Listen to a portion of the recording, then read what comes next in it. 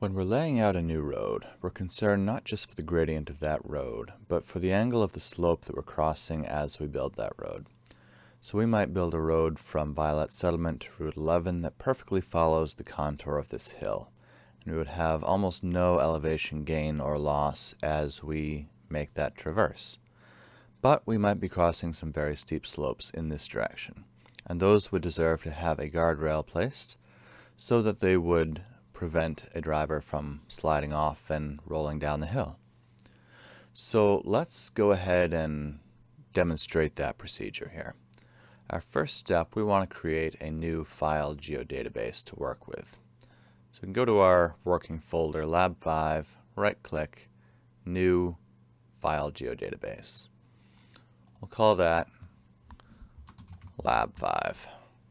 And we'll right-click on that and make that our default geodatabase so that all of our steps, all of the data go to that geodatabase. So we have all our data in one place. Now, we want to bring in these public roads into our new geodatabase. Right-click, import feature class single. The input feature is the public roads.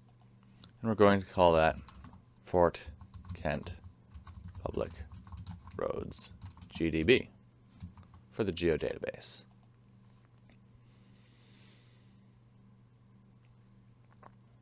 So now we can remove our old layer so we're not confused by it. And now we have our new geodatabase public roads. We can change the symbology into categories, and now it's displaying by priority. Add all values. I was displaying priority 2 as highways, grouping 3 and 4 into major roads, and 6 as streets. So there we go, just what we had before. Now we want to create a new road going from Violet Settlement to Route 11. So we're going to edit this feature. Right-click, Edit Features, Start Editing. And now we can decide which class of road we want to have. We're going to make this a category 6. This is going to be a back road, residential street. Very pretty one too. So click once. We're going to try to follow the contour. Double click to end. There we go. Nice new road. Now we're connecting Violet Settlement to Route 11 without gaining or losing much elevation in the process. Editor, stop editing. Yes, I do. This is a nice new road. So our next step is to calculate the slope, and we're going to calculate slope in percent. Search for tools, slope, and we can use 3D or spatial analyst. Input raster is the DEM, not the hillshade. And the output measurement is not degree, but percent rise. Okay.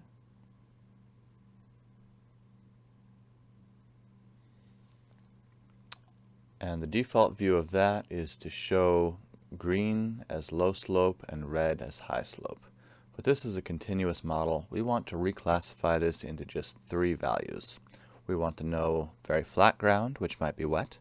We want to know very steep ground, which might be dangerous. And we want to know what's in between. The Goldilocks, don't worry about it slope. So under search for tools, we search for reclassify. Again, 3D or spatial analyst. Our input raster is the slope model. And then we have to classify that. And we don't want 9 classes, we just want 3. And now we're going to use a threshold of 2 for flat ground and 35% slope for dangerous ground. This histogram is showing how many pixels we have in each value. So we have relatively few pixels greater than 35, but we have a number that are in flat ground less than 2. Okay? And we can again see this is going to our default Lab 5 geodatabase. Okay. And now we've gone from a continuous model to a classified one. So we have in purple our flat ground, potentially wet. In green we have our Goldilocks, looks like green means go today. And then in this brown we have our potentially dangerous slopes. We see there's a lot of slope along the river here, and in the hills to the east and west of town. So now our next step, we can't do much with this as a raster, we need to convert this to a polygon. So we'll search for tools, raster to polygon. And I want to make sure we don't click on polygon to raster, that goes the other way, but raster to polygon conversion. Our input raster is our reclassified slope, and we will simplify polygons today. Output feature, again, is going to our default Geodatabase. OK. And now we have a new vector layer, all polygons, where every one of these shapes shares the grid value of the underlying raster feature. We can use our information tool to confirm that was grid code 1, where we just clicked. There is grid code 2. So we can close that. And our next tool is the identity tool. And that is an overlay analysis type of a tool that will take the values of whatever is underneath the road segment and apply the values of this polygon to this line. Let's see how that works. So identity analysis. And our input feature is the roads. The identity feature is our reclassified and raster to polygon layer. And this is again going to our Lab 5 Geodatabase. OK. And that creates a new roads layer that if we open the attribute table, we can see we have new attributes created all the way to the right. We have some grid code zeros. These are probably the ones that are just off the edge of the map. And then we have 1s, 2s, and 3s. And again, the 1s, those were the flat ground. The 2s were the Goldilocks, no worries. And the 3s were the potentially dangerous steep slopes. So let's display this new roads layer by their slope value. This will be a display by categories in symbology, and the value field is the grid code. Then add all values, and we can see we have the zeros, which are at the edge of the map where we have no data.